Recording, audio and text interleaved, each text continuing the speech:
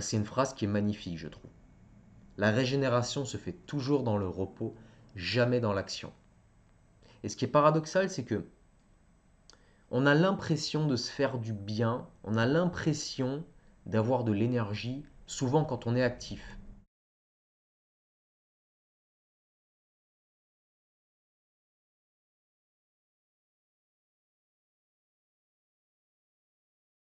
Bienvenue dans cette nouvelle vidéo où on va parler du sujet de la fatigue. Donc le titre de la vidéo c'est accumule de l'énergie avant de la dépenser. On va voir un petit peu ce que ça veut dire. Je rappelle qu'au même titre que tous les autres sujets de santé, la fatigue est déterminée par deux choses. Un, nos carences nutritionnelles et deux, le niveau de toxicité que nous avons à l'intérieur de nous. Donc c'est une loi qui a toujours été là et qui sera toujours là. Donc à qui s'adresse déjà cette vidéo? Alors, elle s'adresse aux personnes qui ont de la fatigue chronique et qui veulent retrouver de l'énergie. On va voir certains concepts très importants à connaître quand on veut petit à petit remonter son niveau d'énergie. Avant de rentrer dans la vidéo, on va lire un témoignage. Donc on a Damien qui nous dit: Jérémy, on testera ensemble car en à peine 3 semaines, j'ai énormément augmenté ma vitalité. Je le vois clairement au CrossFit quand je me mets dans le rouge. Après tant d'années à chercher, je pense que tu m'as apporté l'une des clés de la pleine santé. Voilà, donc ça c'est un témoignage sur la plateforme School, sur le programme Liver Reset. Donc si ça vous intéresse, rendez-vous dans la section commentaires où je mettrai un lien pour rejoindre la plateforme Liver Reset. Pour cette vidéo, on va utiliser l'analogie de la batterie. C'est une analogie qui, évidemment, pas vraie à 100%. Dans la réalité, c'est beaucoup plus complexe que ça, mais c'est pour simplifier les choses. On peut imaginer que lorsqu'on est en situation de fatigue chronique, nous avons une batterie qui est faiblement chargée. Et ce qu'il faut comprendre, c'est que la fatigue, c'est un signal, c'est un message, en tout cas pour moi, que le corps nous envoie et qui ne nous dit qu'une seule chose: repose-toi pour que je puisse accumuler de nouveau de l'énergie. Voilà, pour avoir une batterie qui est de nouveau pleine et qui nous permet de réaliser tout ce que nous avons à réaliser. Donc on va rester sur cette analogie de la batterie. Alors, du coup, on va se demander qu'est-ce qui recharge une batterie? Qu'est-ce qui recharge l'être humain en énergie? Il y a deux familles de choses qui le rechargent. C'est premièrement tout ce qui va être connecté au repos. Tout ce qui va être repos mental. Quand nous ne sommes plus distraits par des choses qui retiennent notre attention. Contempler un paysage lors d'une randonnée dans la nature de toute façon c'est le meilleur moyen d'accumuler du repos mental. Je connais aucun autre moyen meilleur que celui-là. Ça va tout simplement être aussi seul avec soi-même, avec ses pensées. Ensuite, on a tout ce qui va être le repos physique. Je pense que là, tout le monde voit de quoi on parle. C'est de ne pas être en mouvement, d'être assis, couché, peut-être simplement de marcher, mais de ne pas être dans un espèce de surmenage physique. Et puis on a le sommeil qui est la quintessence de tous les repos, puisque lorsqu'on va dormir, on va à la fois avoir un repos mental et un repos physique, et en plus de ça, on va détoxifier le cerveau, le système nerveux, tout le corps. Donc le sommeil est la chose qui nous permet d'accumuler le plus d'énergie. Ensuite, il y a tout ce qui va nous nourrir. Alors ce qui va nous nourrir, ça ne va pas nous donner directement de l'énergie, mais ça va plutôt nous donner les briques de construction pour fabriquer de l'énergie. Donc là, il va y avoir la lumière, le soleil, tout ce qui va être relations humaines, familiales, amicales, de couple, sont très importantes. L'être humain est un être qui est fait pour se nourrir de relations humaines. Et enfin, on a évidemment le volet alimentation que tout le monde connaît. Nous produisons de l'énergie à partir des nutriments que nous ingérons à travers l'alimentation. Voilà. Donc voilà un petit peu toutes les choses qui nous permettent d'accumuler de l'énergie. Maintenant, on va voir qu'est-ce qui vide une batterie. Au contraire, c'est tout ce qui va être lié à des dépenses énergétiques. Cette dépense, elle peut être mentale. Quand on travaille, quand on est concentré sur quelque chose, quand on réfléchit à certaines choses. Pendant très longtemps, on va en parler tout à l'heure, j'ai pensé que plus d'informations, plus de contenu, c'était une manière de se nourrir sainement.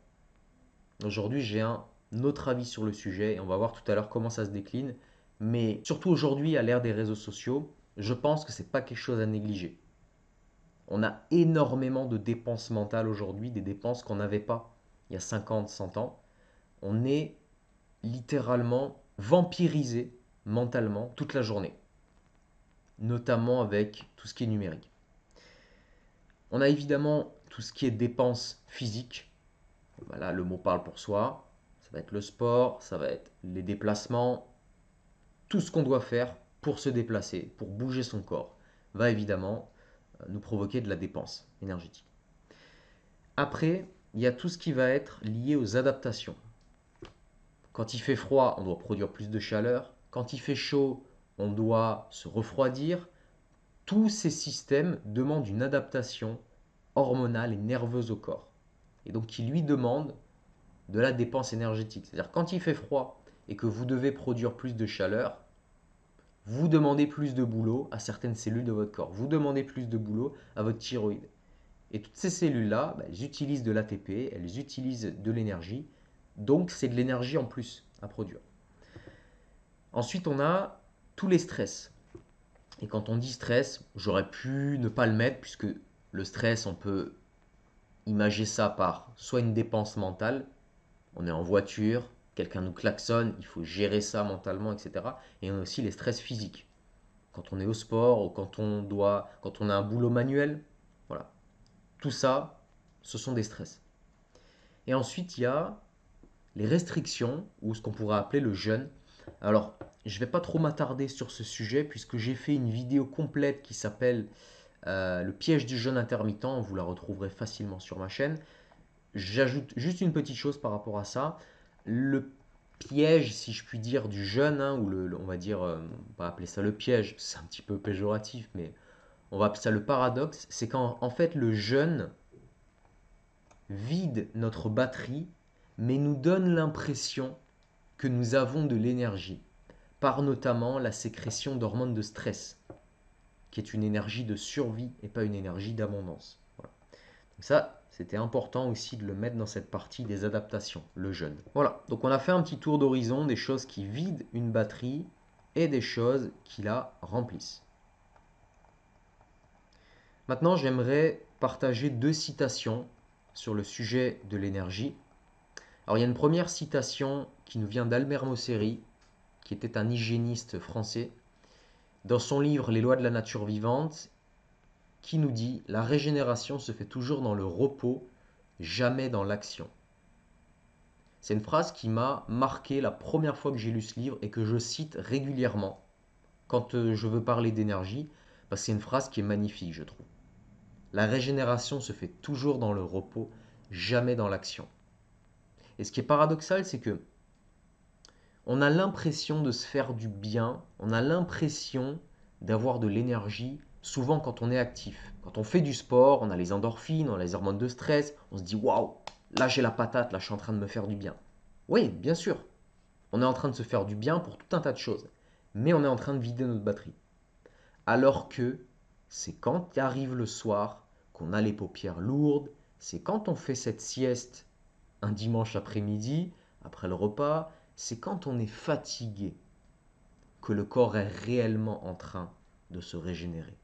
Et c'est ça qui est tellement puissant dans cette phrase, c'est qu'elle m'a fait changer d'état d'esprit par rapport au sentiment de fatigue. Souvent aujourd'hui, quand je parle avec des gens en consultation, il y a cette peur, il y a cette gêne de se sentir fatigué. Oh, j'étais fatigué la semaine dernière, je comprends pas, je fais tout bien, etc. Et moi, la façon dont je le vois aujourd'hui, mais c'est plus du tout négatif. C'est au contraire. Le corps t'envoie un signal et pour moi, c'est pas du tout un problème. Justement, ce qui m'inquiète, C'est une personne qui vit à fond la caisse, qui boit 5 cafés par jour, qui est tout le temps surexcité, qui dort peu, qui ne dit ne jamais être fatigué, parce qu'elle fonctionne tout le temps sur les hormones de stress. Et le jour où ça va péter, là ça va péter fort. Donc j'ai appris à aimer, si je puis dire, les moments de fatigue. Et surtout le soir. Moi, ça me rend tellement heureux le soir d'être fatigué parce que je me dis, j'ai bien travaillé, j'ai fait ce que j'avais à faire. J'ai de la bonne fatigue qui arrive. Et je sais que la fatigue, c'est le corps qui m'envoie le signal. Et si derrière on arrive à se reposer, eh ben on a tout gagné. Alors évidemment, toute raison gardée, mais cette phrase-là, elle m'a vraiment fait beaucoup de bien la première fois que je l'ai lue. Et ensuite, on a une phrase de Repeat dans Generative Energy qui nous dit tout traitement devrait combiner la préservation de l'énergie avec la restauration de la production d'énergie. Très profonde cette phrase, très profonde.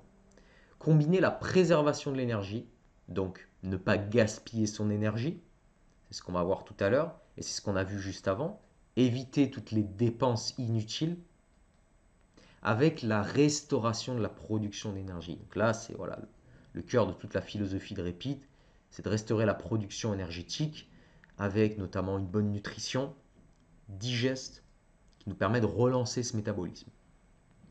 Donc deux phrases très intéressantes sur cette idée de relancer sa production énergétique et que la régénération elle se fait dans le repos. D'accord ? C'est pas un problème d'être fatigué le soir quand on va au lit. Ce qui est un problème, c'est d'être fatigué et de ne pas réussir à se reposer. Ça, c'est un problème. Par contre, d'être fatigué dans le monde dans lequel nous vivons, qui aujourd'hui n'est pas fatigué avec le monde dans lequel nous vivons? Très peu de gens. Et justement, la fatigue, pour moi, c'est un signal. C'est un signal qu'il faut écouter attentivement. Donc, trois choses que j'en ai tirées de ces phrases. La première, c'est que la recharge de la batterie va passer par le repos. Pour avoir de l'énergie, il faut se reposer. Et avant, on va se sentir fatigué. Donc le sommeil, le repos mental, physique est absolument fondamental. Et aujourd'hui, avec ça, très compliqué de passer à travers la distraction mentale. Deuxième idée, il ne faut pas gaspiller son énergie. C'est-à-dire que si on est déjà dans un état de fatigue chronique, en tout cas moi, si j'étais dans un état de fatigue chronique, je ne gaspillerais pas mon énergie dans des choses où je pense que je dois me forcer à les faire, mais qui en réalité ne me font pas envie du tout. Je prends l'exemple du sport. Une personne qui est déjà fatiguée chroniquement, est-ce que c'est une bonne idée de se forcer à aller 4 à 5 fois à la salle de sport alors qu'on n'a pas envie d'y aller avant? Quand on revient de la salle, on est encore plus fatigué, on a du mal à récupérer. Non, c'est de l'énergie, pour moi en tout cas, c'est de l'énergie gaspillée. Donc, il faut déjà avoir conscience dans son environnement qu'est-ce qui nous vampirise de l'énergie, les réseaux sociaux, les gens toxiques, le stress, les obligations consommées, comme les séances de sport par exemple. Regarder tout et faire la liste de tout ce qui nous prend de l'énergie et déjà mettre ça de côté. Et déjà ça pour moi, c'est 70% du travail. Et troisième chose, relancer la production énergétique. Donc relancer la production énergétique, on va en parler tout à l'heure, ça nécessite de donner au corps les nutriments dont il a besoin, parce que l'énergie ne tombe pas du ciel. On a besoin de nutriments pour fabriquer cette énergie, ce qui veut dire manger correctement, suffisamment, quelque chose qui est adapté à nous, et éventuellement suivre un plan de complémentation, si ça ne suffit pas, et se nourrir de tout un tas d'autres choses qui sont essentielles, comme par exemple la lumière du soleil, les relations humaines, des domaines qui nous passionnent, qui nous font vibrer. Voilà des choses qui vont relancer la production énergétique. Et une chose essentielle également, c'est réduire sa toxicité. Je vais en parler tout à la fin, mais la toxicité, au même titre que la carence, c'est les deux faces d'une même pièce. Si on a trop de toxicité à l'intérieur de soi, on va avoir besoin de tout un tas de nutriments pour, si je puis dire, neutraliser cette toxicité, et c'est des nutriments qu'on n'aura pas pour produire de l'énergie, pour fonctionner correctement. Donc, il y a tout un tas de choses à faire pour relancer sa production énergétique.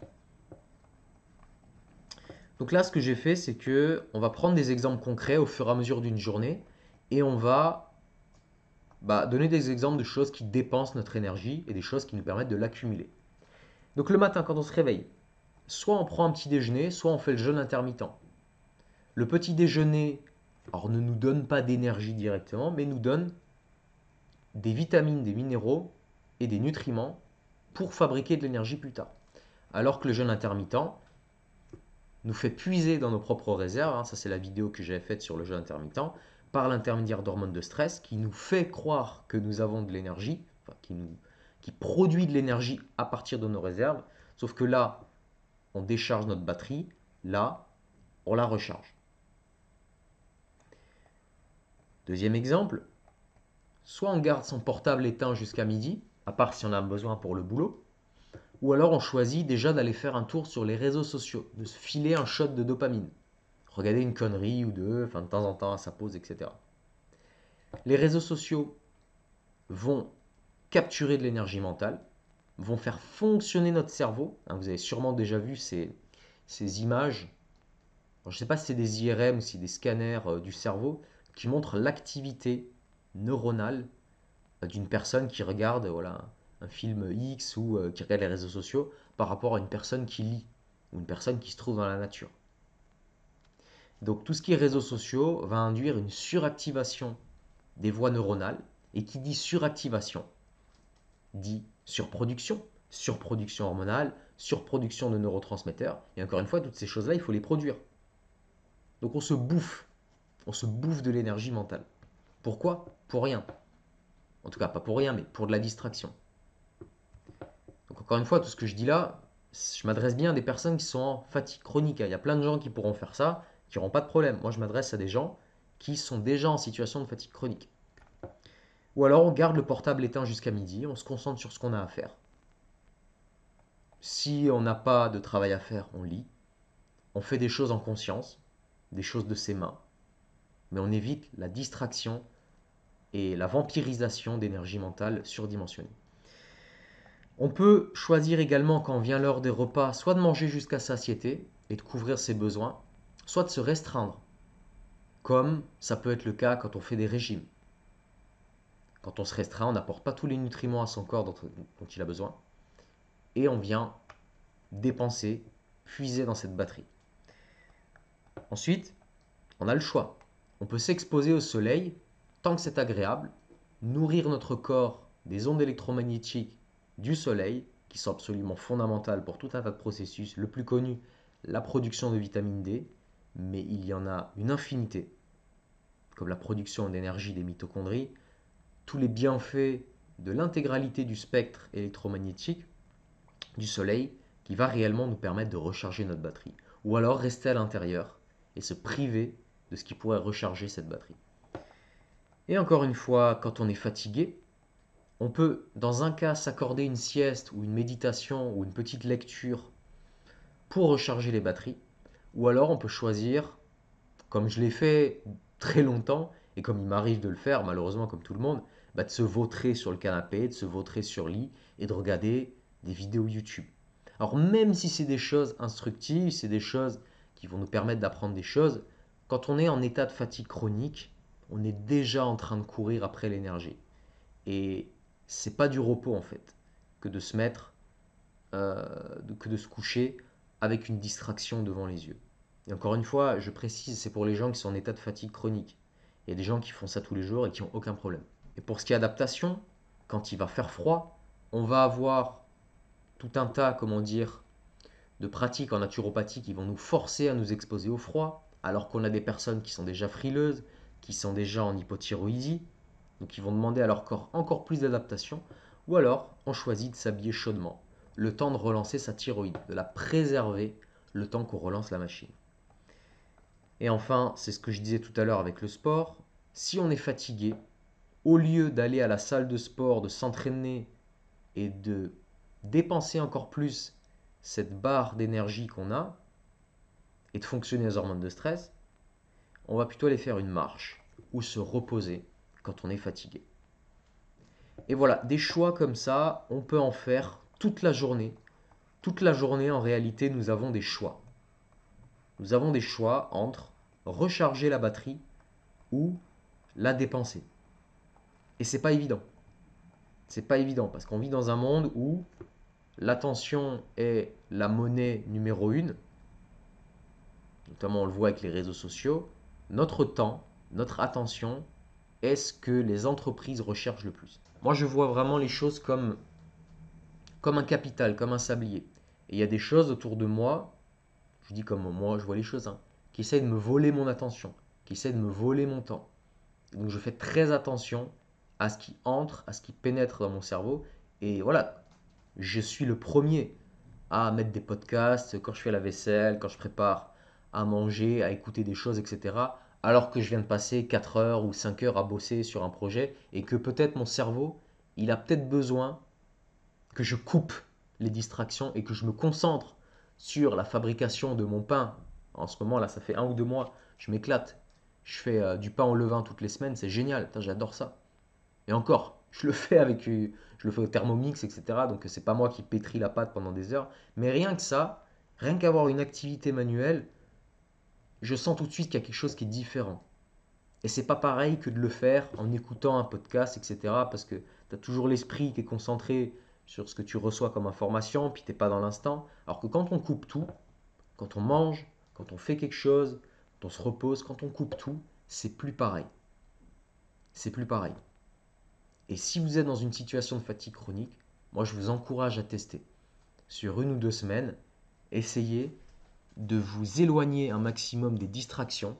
Ça ne veut pas dire ne plus en avoir, ça veut juste dire les choisir à quel moment et ce qu'on s'autorise à choisir, mais essayez vraiment de cultiver le silence, se retrouver avec soi-même, un livre, dans la nature, faire des choses en pleine conscience.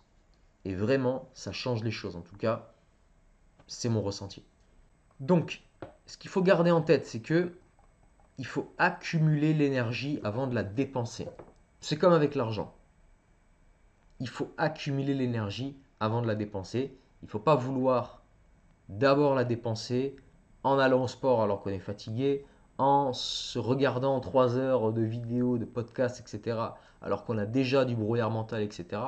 Il faut peut-être essayer d'abord de faire le vide, de se reposer, et puis ensuite de mettre quelque chose qui va nous faire dépenser de l'énergie. Voilà. Ça, c'est vraiment la phrase la plus importante. Elle paraît tout anodine comme ça, mais quand on la met vraiment en place dans le quotidien, bah, ça fait bouger les choses. En tout cas, c'est comme ça que je l'ai vécu. Alors, on a vu que l'accumulation d'énergie se fait en ayant des pratiques qui permettent d'augmenter son énergie et en évitant de gaspiller son énergie. Maintenant, moi j'ai une autre vision qui vient compléter cette accumulation d'énergie et je voudrais vous la présenter avec cette petite formule qui est l'énergie, c'est les nutriments moins la toxémie. Alors, c'est pas tout à fait ça puisque cette petite formule-là, elle ne prend pas en compte le sommeil, elle ne prend pas en compte tous les moments où on va se reposer, etc. Mais ce que j'aimerais juste montrer, mettre en évidence ici, c'est que pour qu'un corps fonctionne bien, pour qu'un corps produise de l'énergie facilement, il a besoin d'être propre. Et je prends toujours cet exemple avec les enfants. Quand vous prenez un groupe d'enfants qui va à un anniversaire, les enfants, ils arrivent, ils mangent des bonbons, du gâteau, des sucreries, des langues de chat. Ils mangent que du sucre, ils boivent des sodas toute l'après-midi. Ils font que courir, ils font que crier, ils font que rire, chanter, ils font que jouer. Ils rentrent le soir chez eux, ils ont mangé 300 grammes de glucides raffinés, sans micronutriments. Ils s'endorment comme des bébés et le lendemain matin, ils se réveillent et ils sont au taquet. Nous, si on fait ça, en tant qu'adultes, on est au ras des pâquerettes. Enfin, pas tout le monde, mais je pense que vous m'avez compris. Et donc, qu'est-ce qui fait la différence entre un enfant qui peut faire une nuit blanche, qui peut manger n'importe quoi et bien se sentir le lendemain, et nous? Eh bien, la vitalité, le métabolisme. C'est qu'un enfant, il est encore dans ma vision, il est propre. Il a une vitalité qui est exceptionnelle, il a un foie qui n'est pas surchargé, il a une toxicité qui est basse, et encore c'est de moins en moins le cas, avec malheureusement les nouvelles générations et la toxicité en fait qui se transmet de parents en enfants. Mais quand on est enfant, c'est là où on a le potentiel vital le plus élevé encore. Et moi je pense que ça vient en partie du fait que la toxémie elle est basse. C'est-à-dire que pour accumuler de l'énergie rapidement, il faut à la fois avoir ce qui va nous nourrir, mais ici, il faut avoir peu de toxicité.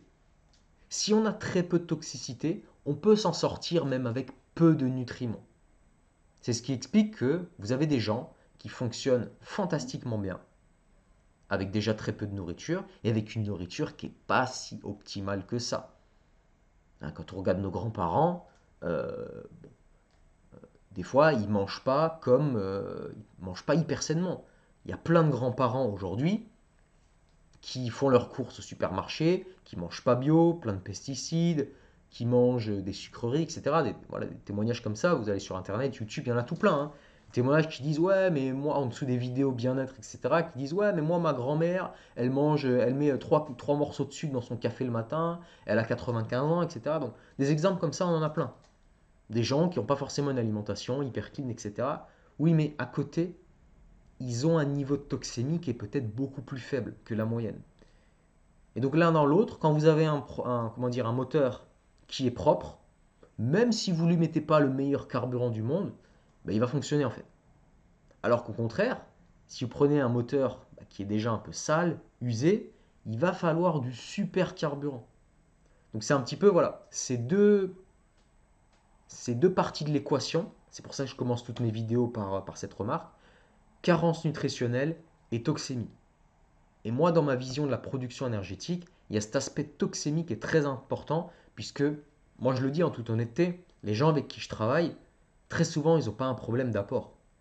Très souvent, ils ont une alimentation qui est bio, ils mangent des produits non transformés, ils font attention à l'eau qu'ils boivent, etc. Donc ils font attention. Mais malgré cela, ils n'arrivent pas à passer un cap.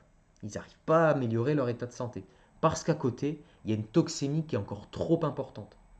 Et la toxémie, c'est comme dans une ville, plus il y en a, plus il faut la gérer.